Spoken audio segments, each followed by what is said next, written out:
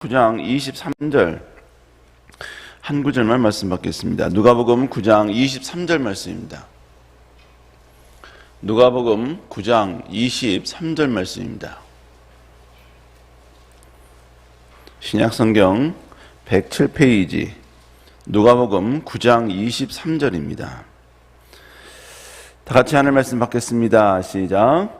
또 우리에게 이르시되 아무든지 나를 따라오려거든 자기를 부인하고 날마다 제 십자가를 지고 나를 따를 것이라. 아멘.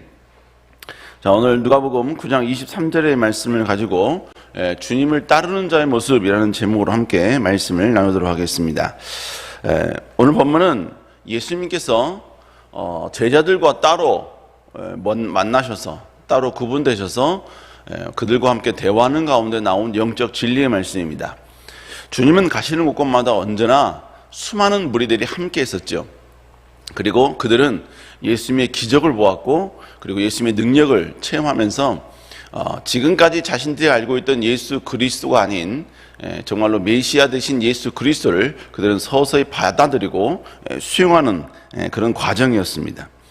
그런데 그런 과정 가운데 예수님은 가장 먼저 중요한 게 뭐였냐면 바로 이 제자들을 훈련시키는 것, 제자들이 과연 예수님에 대해서 어떻게 생각하고 있는가, 이걸 다시 한번 검증하고 그들에게 다시 한번 예수 그리스도에 대한 분명한 믿음과 신뢰를 주는 것, 이것이 필요했던 것이죠. 그래서 주님께서는 바로 오늘 본문에 보면 바로 18절에 보면 예수님께서 따로 기도하시다가 제자들과 함께 이제 대화가 시작이 됩니다. 주님은 제일 먼저 제자들에게 뭐라고 말씀하셨냐면요, 수많은 무리들이 나를 따르고 있는데 그 수많은 무리들은 나에 대해서 뭐라고 이야기하느냐, 이렇게 먼저 질문을 합니다. 그러자 수많은 그들이 이야기했던 내용들을 이 제자들이 이야기를 해주죠. 그 내용이 뭐였냐면 바로 누구는 세례 요한이라고 하고 누구는 엘리야라고 하기도 하고 누구는 옛 선지자 중에 한 사람이다, 이렇게 지금 말한다는 것을 보고를 합니다. 그러면 예수님께서 또 다시 한번 묻지요. 그러면 너희는 나를 누구라고 이야기하느냐? 그 침묵하고 있을 때 그 침묵을 깼던 사람이 바로 베드로의 고백이죠. 주는 그리스도시요 살아계신 하나님의 아들입니다. 이 엄청난 큰 고백을 합니다. 왜 예수님께서는 제일 먼저 제자들과 함께 이런 대화를 시작했는가? 여러분, 결국 이 대화의 요약은 결국 뭐냐면 지금 예수님께서는 수많은 무리들 그리고 제자들에게 너희들은 나에 대해서 어떻게 인식하고 있느냐, 예수 그리스도에 대해서 어떻게 인식하고 있느냐, 지금 먼저 이것을 질문하고 있는 것이죠. 수많은 무리들은 예수님을 옛 선지자 아니면 엘리야, 세례 요한, 이 정도 수준이었다는 것이죠. 그것은 결국 뭡니까? 그들에게 어떤 놀라운 하나님의 기적도 보여주고 능력도 행한다는 이야기예요. 예수님을 통해서 내가 어떤 혜택도 얻고 놀라운 삶 가운데 기적도 체험하게 된다는 것입니다. 그러나 더 이상 구원자는 아니란 이야기죠. 메시아는 아니란 이야기입니다. 그래서 예수님께서는 그들에게 질문하는 거예요. 그러면 너희들은 나를 뭐라고 인식하느냐? 그때 여러분, 베드로가 위대한 고백을 하는 것이죠. 바로 주는 그리스도시요 살아계신 하나님의 아들입니다 라는 고백입니다. 여러분이 이 땅을 살면서 우리는 신앙생활을 하고 있습니다. 신앙생활을 하면서 우리가 예수 그리스도에 대해서 어떻게 인식하고 있는가, 여러분, 그 인식의 정도에 따라서 우리의 행동과 우리의 태도와 우리의 신앙의 모습은 완전히 달라지게 된다는 이야기입니다.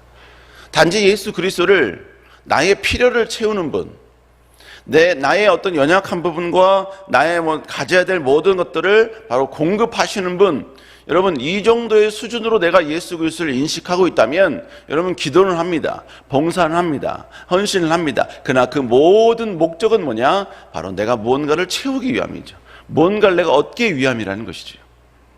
그러나 예수님께서는 바로 예수님에 대한 인식을 그 수준이 아니라 조금 더 업그레이드된 수준으로 올라와야 된다는 사실을 이야기하고 있는 것이고, 그 최종적 어떤 목표, 최종적 여러분 이루어야 될 믿음의 단계를 바로 베드로가 고백하게 된 것입니다. 자, 이 고백 이후에 예수님께서는요 22절에 보면 그러면 인자는 앞으로 어떤 일을 해야 할 것인가? 바로 많은 고난을 받고 그리고 버리움을 당해서 십자가에 죽고 3일 만에 부활할 것이다 라는 사실을 이야기하고 있습니다. 무슨 얘기냐? 너희들이 예수님에 대해서 이렇게 인식하고 있는데 너희들이 인식한 예수 그리스도는 앞으로 이런 일을 할 거라는 이야기예요. 그러면서 예수님께서는 이 말씀을 하신 이후에 오늘 23절에 와서 어떤 말씀을 하시느냐, 아무든지 나를 따라오려거든 자기를 부인하고 자기 십자가를 지고 나를 따를 것이다 라고 말씀하고 있는 것이죠. 그러니까 결국 예수님은 예수님에 대한 인식이 어떤지 이야기해 주시고, 그리고 예수님이 앞에 사역에 대해서 이야기해 주시고, 그리고 제자들, 즉 나를 따르고 있는 제자들, 너희들이 나를 진정으로 따른다는 표현이 무엇인가, 이것을 지금 제자들에게 이야기해 주고 있고 말해 주고 있다는 것입니다. 여러분, 우리도 어떤 한 단어를 이야기하지만 그 단어 속에 어마어마한 여러 가지 많은 의미가 담겨진 것들이 있습니다. 뭐 예를 들자면 내가 창업을 한다, 음식 창업을 한다. 그럼 여러분, 말은 그냥 음식 창업을 한다 이야기하고 있지만 음식 창업을 하기 위해서는 어마어마한 노력이 필요하죠. 내가 먼저 그 음식에 대한 전문 지식이 있어야죠. 그리고 그 음식을 내가 어떻게 만드는지에 대한 노하우도 있어야 되죠. 그리고 여러분, 창업하려면 돈도 있어야 되죠. 또 돈뿐만 아니라 여러분, 마케팅을 어떻게 해야 될지도 알아야죠. 여러분, 이 모든 능력을 다 갖춰야지만이 창업을 한다라고 말할 수 있는 것입니다. 그러니까 여러분, 창업한다는 그 말 속에는 여러분 그냥 뭐 하루 이틀에 되는 게 아니라, 하다못해 여러분 그 음식에 대한 노하우를 알려면 맛집에 가서 내가 뭘 배운다거나 익힌다거나, 여러분 그러려면 보통 한 3, 4년 걸리지 않습니까? 여러분 또 뭐 마케팅을 한다, 이것도 여러분 내가 그냥 되는 게 아니라 그 또 노하우를 배우려면 여러분 시간이 한참 걸리잖아요. 마찬가지로 내가 창업을 한다, 음식 창업을 한다, 이 표현 속에는 어마어마한 여러 가지 많은 해야 될 것들이 숨겨져 있다는 것이죠. 마찬가지로 예수님을 따른다, 우리는 그냥 쉽게 이야기하지만 그 따른다는 그 말 속에는 어마어마하고 많은 것들이 담겨져 있다라는 것이죠. 오늘 그 담겨진 의미, 그것을 오늘 예수님께서는 우리에게 소개해 주고 있는 것입니다. 그것이 뭐냐? 먼저 첫 번째로는 예수님을 따르기 위해서는 어떻게 되느냐? 첫 번째로는 바로 자기를 부인해야 된다라고 말씀하고 있지요.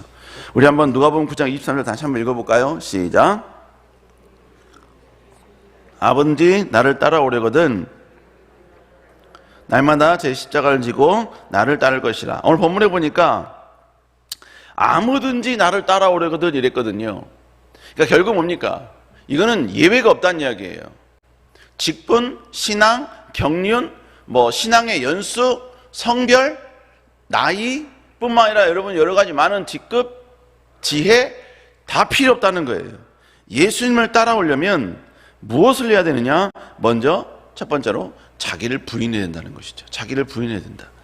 자기를 부인하는 이 작업은 예외된 사람이 전혀 없고 모두에게 적용된다는 이야기입니다. 여러분, 그러면 여기서 부인한다는 표현은 얼마냐? 무슨 어떤 의미냐? 바로 헬라어 성경에 보면 엘레오마이라는 뜻으로 번역을 했는데 그 뜻이 뭐냐? 바로 부정하다, 거절하다, 단절하다는 거예요. 결국 자기를 부인하다라는 표현은 뭘 말하냐? 자기를 거절하고 자기를 단절하고 자기를 부정하고 자기를 포기하라는 이야기예요. 어떻게 우리가 우리 자신을 포기합니까? 우리가 어떻게 자신을 단절하죠? 여러분, 이것은 우리의 육신적인 부분이 아니라 우리의 어떤 정욕적인 부분들을 이야기하고 있는 것입니다. 결국 자기 부인이란 뭘 말하느냐? 바로 우리의 정욕적인 자기 생각, 자기 의지, 자기의 뜻, 자기의 이성, 이걸 철저히 죽이라는 이야기죠. 여러분, 그래서 성경은 이해해라 라는 단어를 사용하지 않고요, 믿어라 라는 단어를 사용하고 있지요. 주님을 신뢰해라 라는 단어를 사용하고 있습니다. 믿음과 신뢰라는 단어의 그 밑바탕에는 뭐가 있느냐? 예수 그리스도에 대한 우리 인간의 이성, 우리의 생각을 철저히 죽이고 신뢰하라는 이야기예요. 받아들이라는 이야기입니다. 판단하지 말고 그 모든 것을 우리가 바로 흡수하라, 이 말이지요. 뿐만 아니라 여러분, 우리가 이 땅을 살아가는 모든 신앙생활도 마찬가지입니다. 신앙생활을 안에서 우리가 갈등이 일어나지요. 그 갈등이 일어나는 이유는 뭐냐? 하나님의 말씀과 내 이성, 내 정욕, 내 생각, 내 판단이 지금 계속 싸우고 있는 거예요. 이것이 바로 계속 싸움이 이루어지고 있는 상태, 이걸 우리는 뭐라고 이야기하냐? 갈등이라고 이야기하는 거예요. 하나님의 말씀이 내 정욕, 내 이성을 이겨버렸어요. 이걸 뭐라고 말하냐? 이걸 순종이라고 이야기하는 거예요. 반대로 내 이성이 하나님의 말씀을 이겨버렸어요. 이건 뭐라고 말하냐? 불순종이라고 이야기하는 거예요. 내가 이성적이고 내가 합리적이고 내가 모든 것에 여러분이요 정말로 분명한 그 근본과 근원이 있고 그러한 내 생각이라 할지라도, 그래서 여러분 그 생각을 바탕으로 하나님의 말씀을 이겨버린 그 모습에 대해서 성경은 지혜롭다라고 말하지 않아요. 현명하다라고 말하지 않습니다. 그냥 그것을 불순종이라고 이야기하고 있지요. 여러분, 그러니까 우리 이 땅에 살면서 항상 우리는 갈등을 안 할래 안 할 수가 없다는 이야기죠. 최초의 갈등이 뭡니까? 바로 선악과 앞에서의 하와의 갈등이죠. 하나님께서는 에덴 동산에 있는 모든 나무들을 다 먹으라고 그랬습니다. 제한 두지 않으셨어요. 다 먹으라고 그랬습니다. 그러나 딱 한 나무, 딱 과실 하나, 선악과만 먹지 말라고 그랬어요. 근데 여러분, 하와는 모든 걸 다 허락하시는 그 나무가 아닌 딱 하나 허락하지 않으셨던 그 선악과 앞에서 그는 갈등하기 시작합니다. 여러분, 계속해서 뱀이 꼬시죠. 그때 여러분 성경에 보니까 창세기 3장 6절에 보니까 뭐라고 나오냐면요, 그 여자가 나무를 본즉 보암직도 하고 먹음직도 하고 지혜로울 만큼 탐스럽다라고 표현합니다. 탐스럽게 생겼다라고 이야기해요. 여러분, 이걸 뭔 말입니까? 지금 나무 앞에서 하나님께서 다 허락했지만 딱 하나 허락하지 않은 그 선악과 앞에서 지금 그는 갈등하고 있는 거예요. 하나님의 말씀과 내 이성이 갈등하고 있는 거예요. 보암직도 하고 먹음직도 하고, 내가 보기에 이건 정말로 지혜롭게 한 그런 음식인 것 같은데, 그런 계속해서 지금 갈등하고 있는 것이죠. 그러나 결국 그녀는 그 앞에서 하나님의 말씀이 아닌 이성을 선택한 것입니다. 근데 여러분, 참 중요한 게 뭘 말하냐면요, 우리의 이성과 우리의 정욕과 우리의 자아를 계속해서 자극했던 존재가 누구냐면 바로 사단이었죠. 사단. 결국 계속해서 마귀는요, 우리가 하나님을 떠나게 하는 방법이 무엇인지 알아요.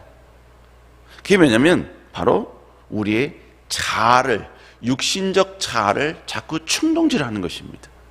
내 생각을 자꾸 여러분요, 하나님의 말씀보다 지혜롭다라고 계속해서 우리에게 인식을 시키는 겁니다. 그렇기 때문에 여러분, 그 인식된 것이 나를 점령하게 되면 내 이성이 하나님의 말씀을 점령해 버리는 것이죠. 그러면 결국 불순종하게 된다는 것입니다. 여러분, 그렇기 때문에 주님께서는 우리에게 나를 따라오는 자가 제일 먼저 해야 할 게 뭐냐? 바로 자기를 죽이는 거다, 자기를 부인하는 것이다 라고 우리에게 표현하고 있습니다. 결국 우리 그리스도인은 예수 그리스도를 믿는 그 순간부터 우리는 예수님을 따르는 삶이 시작이 된 것입니다. 얼마만큼 빠르게, 얼마만큼 신실하게, 얼마만큼 충성되이 따르냐의 문제이죠. 그러면 우리가 예수님을 따르는 가장 기본적인 문제는 뭐냐? 우리는 철저히 우리의 자아를 죽여야만 된다는 것입니다. 그러므로 우리의 신앙생활은 뭐냐? 예수 그리스도가 재림하는 그날까지, 우리의 삶이 다하는 그 순간까지, 우리의 목숨이 끝나는 그 순간까지 우리 모든 그리스도인은 항상 자기와의 싸움이 있어야 합니다. 자기와의 싸움이 계속해서 시작이 돼야 되고 계속 진행 중이어야만 된다는 것이죠. 여러분, 우린 그럴 때 우리는 다시 한번 진정으로 예수 그리스도를 따르는 아름다운 모습이 될 수 있는 것입니다. 바로 예수 그리스도께서는 지금 이 제자들에게 이걸 이야기하고 있는 것이죠. 두 번째는 뭐냐? 주님을 따르기 위해서는 바로 자기 십자가를 지고 가야 된다라고 말씀하고 있습니다. 우리 누가복음 9장 23절 다시 한번 읽어볼까요? 시작.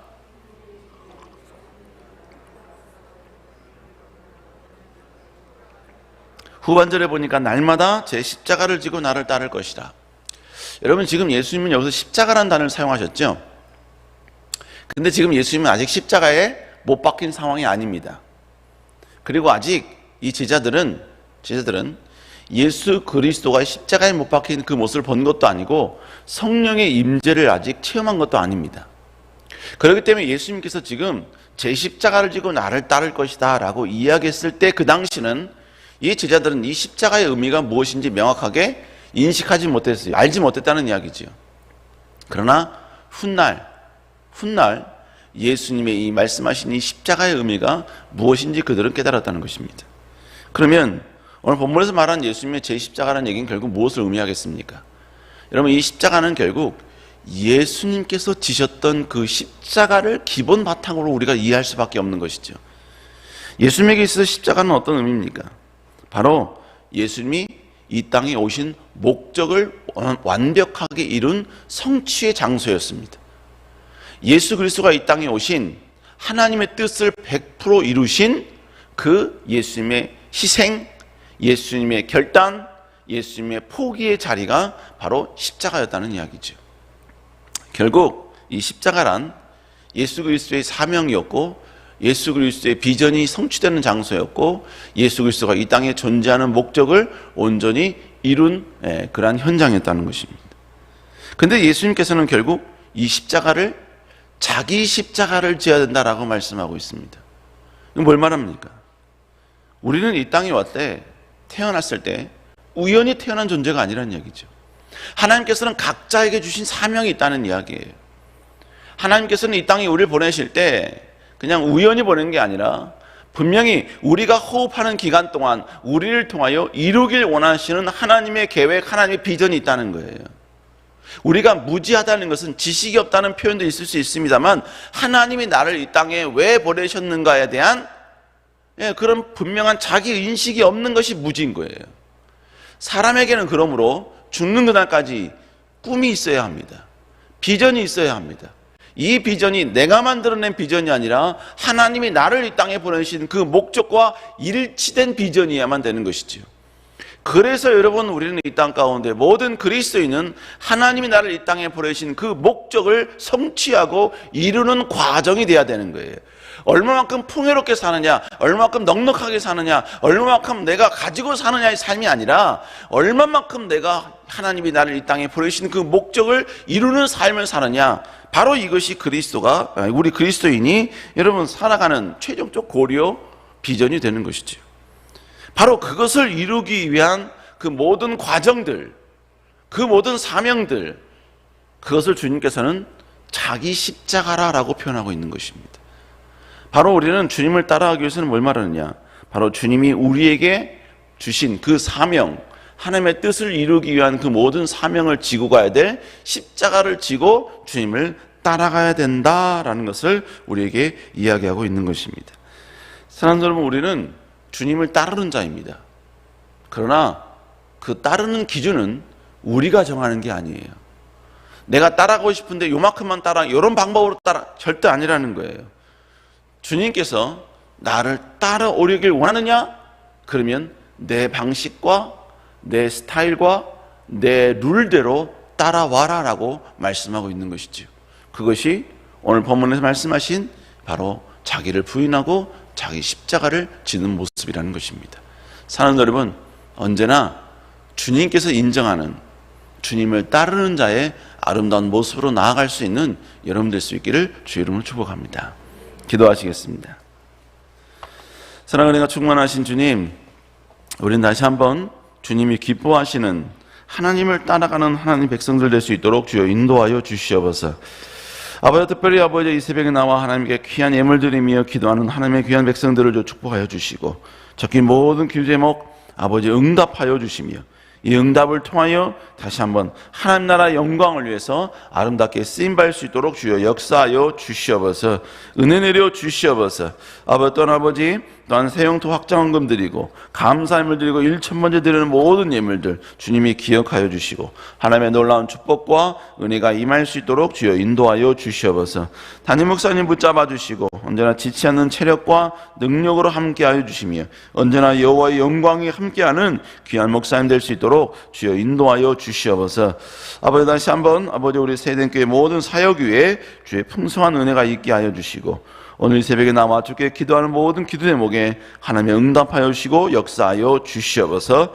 함께 하실 줄 믿사옵고, 특별히 아버지 이번 한 주 진행되어지는 아버지 교육부서의 또 수련회와 청년부의 또 국내단계 성교 가운데 하나님의 크신 은혜로 인도하여 주시옵소서. 함께 할 줄 믿사옵고 살아계신 예수님 이름으로 간절히 기도드렸사옵나이다. 아멘. 하늘에 계신 우리 아버지여, 이름이 거룩히 여김을 받으시오며 나라의 마옵시오며 뜻이 하늘에서 이루어지는 것 같이 땅에서도 이루어지리다. 오늘날 우리에게 일용할 양식을 주옵시고 우리가 우리에게 죄 지은 자를 사하여 준 것 같이 우리의 죄를 사하여 주옵시고 우리를 시험에 들지 말게 하옵시며 다만 악에서 구하옵소서. 대개 나라와 권세와 영광의 아버지께 영원히 싸움나이다. 아멘. 우리 시간 다같이 하나님께 간절히 기도하기 원합니다. 주여 기은 담임 목사님 붙잡아 주시고 여호와의 능력의 손으로 권능의 손으로 함께하여 주시옵소서. 그리고 주님 이 새벽에 나와 기도하는 우리의 모든 기도 제목 위에 하나님이 역사하여 주시고 다시 한번 우리도 주님을 따르는 자, 주님이 인정하는 주님을 따라가는 자의 모습으로 살아가게 하여 주시옵소서. 우리 시간 주 외치고 간절히 기도합니다. 주여, 주여, 주여. 아버지 여호와여 기도합니다. 아버지 여호와의 귀한 담임 목사님 붙잡아 주시고 지치 않는 샘과 새 능력으로 함께하여 주시옵소서. 아버지여 이 새벽에 나와 기도하는 모든 주의 백성들을 위로하여 주시며 주님의 아버지 크신 능력과 힘이 함께할 수 있도록 주여 아버지 역사하여 주시옵소서. 은혜 베풀어 주시옵소서.